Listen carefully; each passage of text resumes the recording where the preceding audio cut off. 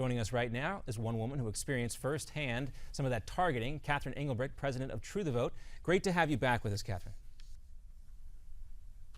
Thanks so much.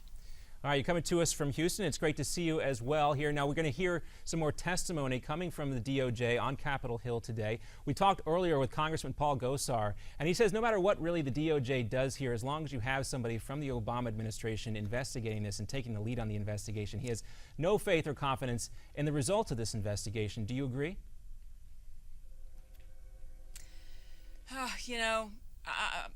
I would like to say that I have a hope different, but they've proven to be untrustworthy in these past years, and I'd be inclined to say, yeah, that this may be just a ruse.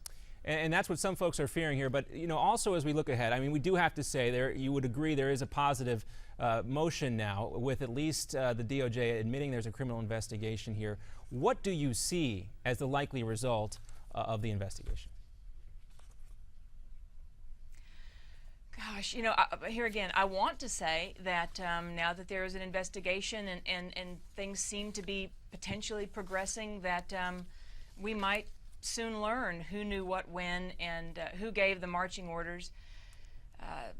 But the other side of me says that this could be a play to put something into a criminal investigation and lock the whole thing down where we can't see anything. Criminal investigations, by their nature, secure evidence and documents and obscure them from public view. Could that be where this is headed? I don't know. But if history has anything to tell us from this, it's that we're not being given the straight answer. So it remains to be seen. All right, we're going to bring in Scotty Nell Hughes, who's with us alongside Miranda Khan. I'm sure you have some questions, too, for her. I do, Catherine. True the Vote's been one of the main organizations that have kept this in the news week after week after week. So I have to ask you this question. We saw on July 1st the IRS is now having an easy form for organizations that bring in less than $50,000 a year that they can be granted tax-exempt status. Do you think that is a direct result from organizations like your own and yourself keeping this on top of people's minds in the 2014, especially during the midterm elections? I think absolutely so, and it remains to be seen whether or not that's a wise move on their part to just sort of speed people through. I would submit that there has to be a balance, and this is maybe an overreaction, but nonetheless a reaction. So I think that to that end, at least we've made some progress. All right, well, Catherine, later today, at some point, Deputy Attorney General James Cole is going to go before the Committee on Oversight and Government Reform here and address the House Committee. He released a statement prior to the meeting today, and we'll go ahead and put that up on the screen. And here's what he had to say.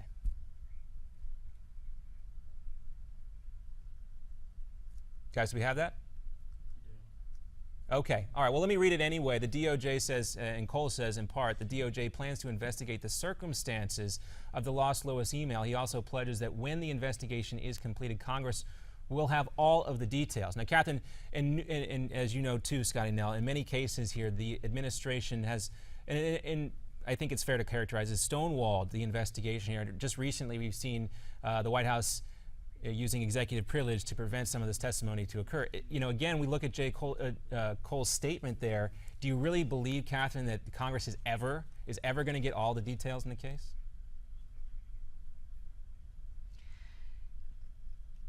I want to say that yes, I believe we're going to get to the truth. But again, every example that we've seen thus far is just the opposite. There seems to be a never-ending string of attempts to put these things under wraps and to bob and weave past questions. I don't see it going any differently. We're going to stay in the fight, to be sure, and take every angle, every opportunity we can to push for the truth. But it's an uphill battle with this administration. We'll talk about an uphill battle. You're also having to battle this administration, but you're also having to take on Republicans as well. And let's talk a little bit about Mississippi right now and what True the Vote is working on in Mississippi with the McDaniel-Cochran campaign. Can you kind of bring us up to speed at what True the Vote's been doing in regards to that state and that race? Sure. Well, we grew very concerned about all the reports of subversion of process and we were hearing from Mississippi voters just in droves. And so as we began to take a closer look and went down to Mississippi with election integrity experts from across the country, we were not allowed access to the complete documents that would have helped us to get a full picture of whether or not there really were problems in the election. And those documents weren't released, leaving us no choice but to sue the Republican Party, which is what we've done, and we have a hearing next Thursday. Well, and I think documents were released yesterday that we found that many within the Cochran campaign actually destroyed documents. Like you said, they didn't allow you to see them. That being said, do you think, obviously, the reason why you're fighting so hard in Mississippi, because you know that this is probably happening in other states as well, and you want to go on and set the tone that says we will come after you as well if you try to have these kind of corrupt elections in your state. Whether you are Republican or Democrat, we want to hold them accountable. Well, that's absolutely the case. You know, election integrity is the cornerstone of everything that we are as a republic. And when we lose that, when we lose the ability to believe that those in office really represent the will of the people, then what we see happening up in Capitol Hill, you know, is hopeless. We've got to believe that the process still works and do everything that we can as citizens to protect it. And that's why we're in Mississippi, and that's why we'll continue on fighting wherever we need to fight to preserve free and fair elections. Well, Catherine, I agree with you 100%. It's critically important that we uphold the elections process and make sure it's fair and valid for everyone in this country here. But there have also been a lot of folks criticizing you and Chris McDaniel for dragging this out, and that's maybe their words here in this case. I would like to get your response to those folks who say Chris McDaniel should just give up now. Well, you know, we are not working with the campaign. They've got their issues. I will say this. All that we have asked is for publicly available documents to be released to us as they should be in any case.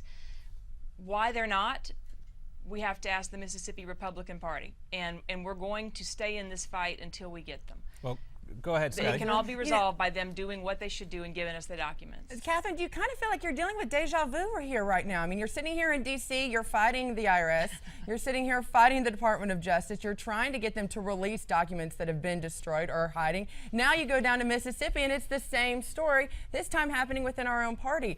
You know, is this starting to become, is this something that's just started, or is this something maybe you're exposing that has been happening throughout time in politics at all levels?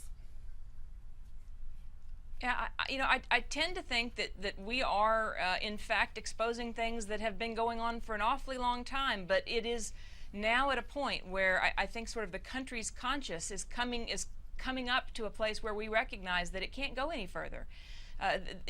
We are perilously close to losing this republic. And it's time for citizens to get re-engaged, and this is what re-engagement looks like, and we're going to be a big part of it, leading the way. All right, Catherine Engelbrecht from True the Vote. Always great to get your take on this. Also important to note, Catherine Engelbrecht has been named a Newsmax hero in the December issue of our magazine last year for her work and everything she does with the IRS, Chris McDaniel case, getting to the bottom of election issues, and we thank her for that and thank her for being with us. Rightfully deserved. All right, Catherine Engelbrecht and Scotty Nell. Miranda Consteel here with us. You know, You're you obviously are deeply involved in the Mississippi race here. What do you think about those folks who say it's time for Chris McDaniel to get up with about 20 seconds to go? Real simple, don't give up, because the thing is, whether or not he wins in the end, which I think he does have the right, we need to show that we're holding our people accountable when they go to the voter box, and it doesn't matter at what level it is. We need to make sure that we have right votes, right elections right now. And I think everybody can agree on that, the importance of valid elections that everybody agrees on. Much more to come here. We'll try to find more stuff we can agree on and disagree on for the sake of discussion on America's Forum. We're right back after this commercial break.